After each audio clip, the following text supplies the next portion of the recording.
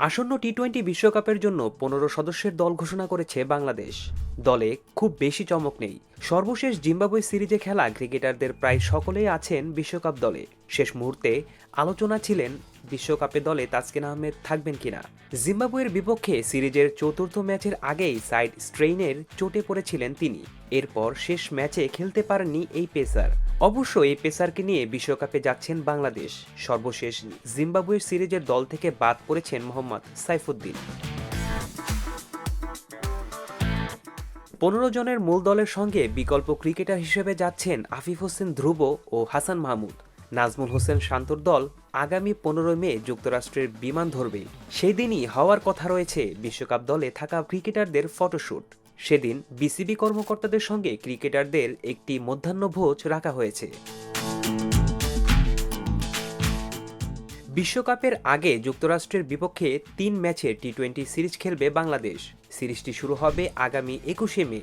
এরপর সিরিজের বাকি ২ ম্যাচ ২৩ ও ২৫শে মে। সিরিজের সবগুলো ম্যাচই রাখা হয়েছে হিউস্টনের প্রেইরি ভিউতে। ম্যাচগুলো শুরু হবে বাংলাদেশের সময় রাত ৮টায়। বিশ্বকাপে বাংলাদেশের লড়াই শুরু হবে ৮ই জুন। প্রথম ম্যাচে শ্রীলঙ্কার বিপক্ষে খেলবে বাংলাদেশ। ম্যাচটি হবে সকাল 6:30টায়। ১০ জুন টাইগারদের প্রতিপক্ষ সাউথ আফ্রিকা। এই ম্যাচটি শুরু হবে রাত 8:30টায়। ২ ম্যাচ যথাক্রমে যুক্তরাষ্ট্রের ডালাস ও নিউ ইয়র্কে খেলবে বাংলাদেশ। এরপর বাংলাদেশ চলে যাবে ওয়েস্ট ইন্ডিজে। গ্রুপ পর্বের শেষ ২ ম্যাচ সেখানেই খেলবে বাংলাদেশ। ১৩ই জুন সেন্ট ভিনসেন্টে বাংলাদেশ সময় রাত 8:30টায় নেদারল্যান্ডসের বিপক্ষে লড়বে বাংলাদেশ। আর গ্রুপ পর্বের শেষ ম্যাচে একই ভেন্যুতে নেপালের বিপক্ষে খেলবে টাইগাররা। এই ম্যাচটি শুরু হবে বাংলাদেশের সময় ভোর 5:30টায়।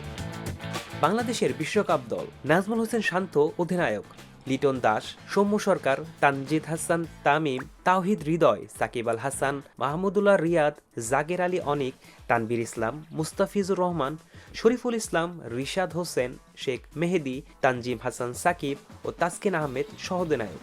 রিজার্ভ ক্রিকেটার হিসেবে যাচ্ছেন আফিফ হোসেন এবং হাসান মাহমুদ।